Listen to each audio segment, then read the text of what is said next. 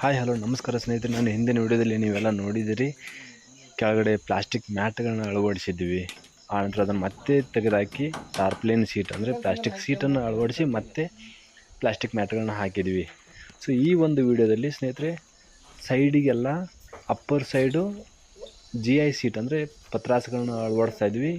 Lower side ಮೆಷನ್ನು ಹಾಕ್ತಾಯಿದ್ವಿ. ಯಾಕಂದರೆ ಒಳಗಡೆ ಗಾಳಿ ಚೆನ್ನಾಗಿ ಬರಬೇಕು ಅನ್ನೋ ಸಲುವಾಗಿ ಮೆಷನ್ನು ಹಾಕ್ತಿದ್ವಿ ಲೋವರ್ ಸೈಡು. ಅಪ್ಪರ್ ಸೈಡು ಮಳೆ ನೀರೋದು ಬರಬಾರ್ದು ಒಳಗಡೆ ಡೆಪ್ತ್ಗೆ ಅಂಥೇಳಿ GI ಸೀಟನ್ನು ಅಂದರೆ ತಗಡಿನ ಪತ್ರಾಸನ ಅಳವಡಿಸ್ತಾ ಇದ್ವಿ. ಸೊ ಕೆಲವೊಬ್ಬರು ಸಜೆಸ್ಟ್ ಮಾಡಿದ್ರು ಕೆಳಗಡೆ ತಗಡಿನ ಶೀಟ್ ಹಾಕಿ, GI ಸೀಟ್ ಹಾಕಿ, ಮೇಲ್ಗಡೆ ಮೆಶ್ ಹಾಕಿ ಅಂತೇಳಿ. ಬಟ್ ಸಮ್ಮರ್ ಟೈಮಲ್ಲಿ ಕೆಳಗಡೆ GI ಸೀಟ್ ಇದ್ದರೆ ಅಂದರೆ ಪತ್ರಾಸ್ ಇದ್ದರೆ ಗಾಳಿ ಅಷ್ಟೊಂದು ಒಳಗಡೆ ಫ್ಲೋ ಆಗೋಲ್ಲ. ಸೊ ಆಡು ಅಥವಾ ಕುರಿಗೆ ತುಂಬ ಸೆಕೆ ಆಗಕ್ಕತ್ತದೆ. ಅದಕ್ಕೆ ಕೆಳಗಡೆ ತಂತಿ ಜಾಳಿಗೆ ಹಾಕೋಣ ಅಂಥೇಳಿ ನಾವು ಡಿಸೈಡ್ ಮಾಡಿ ಸೈಡಿಗೆ ಒಂದು 5 ಫೂಟ್ ಹೈಟ್ವರೆಗೂ ತಂತಿ ಜಾಳಿಗೆನೇ ಹಾಕ್ತಾಯಿದ್ದೀವಿ. ಮೇಲ್ಗಡೆ ಮಳೆ ನೀರು ಡೆಪ್ತಾಗಿ ಒಳಗಡೆ ಬರಬಾರ್ದು ಅಂಥೇಳಿ GI ಸೀಟ್ ಅಂದರೆ ತಗಡಿನ ಪತ್ರಾಸನ ಹಾಕ್ತಾಯಿದ್ದೀವಿ ಸ್ನೇಹಿತರೆ. ಸೊ ಇಲ್ಲಿದ್ದೀವಿ ಇವಾಗ ನೋಡಿ ಸ್ನೇಹಿತರೆ, ಇಲ್ಲೆಲ್ಲ ನಮ್ಮ ಈ ಶೆಡ್ ಮಾಡೋರು ಎಲ್ಲ ಅಳವಡಿಸ್ತಾ ಇದ್ದಾರೆ.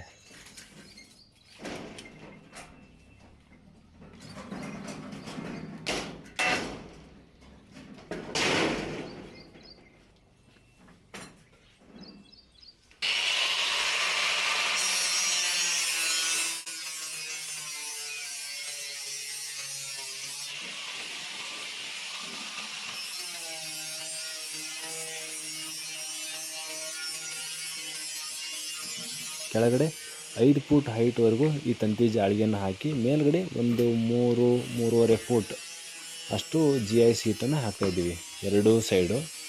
ಆನಂತರ ಅದಕ್ಕೆ ಎಲ್ಲ ಹೋಲ್ ಮಾಡಿಕೊಂಡು ಇರೋ ಪಿಲ್ಲರ್ಗಳಿಗೆ ಸ್ಕ್ರೂ ಹಾಕಿ ಬಿಗಿತಾ ಇದ್ದಾರೆ ಸ್ನೇಹಿತರೆ.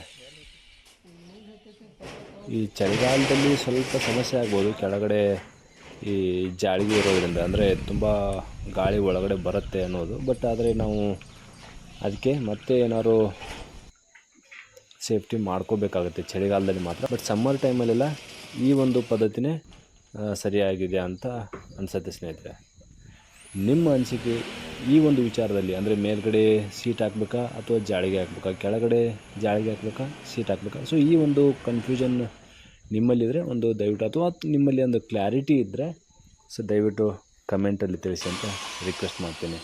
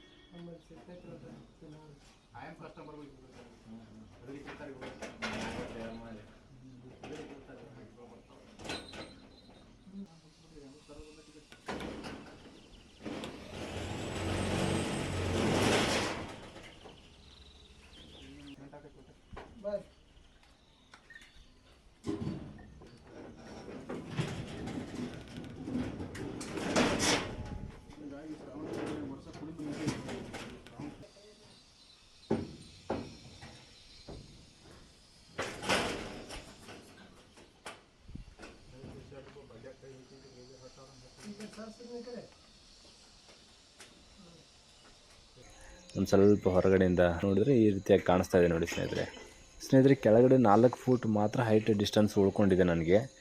ಯಾಕಂದರೆ ಮೇಲ್ಗಡೆ 7 ಫೂಟ್ ಇದೆ, ಕೆಳಗಡೆ ಕಂಪ್ಲೀಟಾಗಿ ನೆಲನೇ ಇದೆ. ಇನ್ನು ಇದರ ಮೇಲೆ ಟೈಲ್ಸನ್ನು ಅಳವಡಿಸ್ತೀನಿ, ಯಾಕಂದರೆ ಕೋಳಿಗಳು ಬಿಡೋ ಪ್ಲ್ಯಾನ್ ಇದೆ ನನಗೆ. ಮತ್ತು ಗೊಬ್ಬರವನ್ನು ಈಸಿಯಾಗಿ ಹೊರಗಡೆ ತೆಗಿಲಿಕ್ಕೆ ಅನುಕೂಲ ಆಗುತ್ತೆ ಅನ್ನೋ ಸಲುವಾಗಿ ಟೈಲ್ಸನ್ನು ಅಳವಡಿಸ್ತೀನಿ ಸ್ನೇಹಿತರೆ. ಇದಿಷ್ಟು ಸ್ನೇಹಿತರೆ ಈ ಒಂದು ವಿಡಿಯೋದಲ್ಲಿ ಕೊಡಬೇಕಾಗಿದ್ದಂಥ ಮಾಹಿತಿ.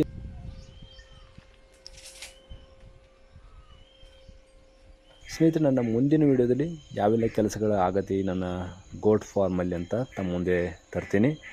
ಅಲ್ಲಿವರೆಗೂ ಈ ನನ್ನ ಮಾಹಿತಿ ಭಂಡಾರ ಯೂಟ್ಯೂಬ್ ಚಾನಲನ್ನು ಸಬ್ಸ್ಕ್ರೈಬ್ ಮಾಡಿ, ಶೇರ್ ಮಾಡಿ ಅಂತ ಹೇಳ್ತಾ ನಮಸ್ಕಾರ.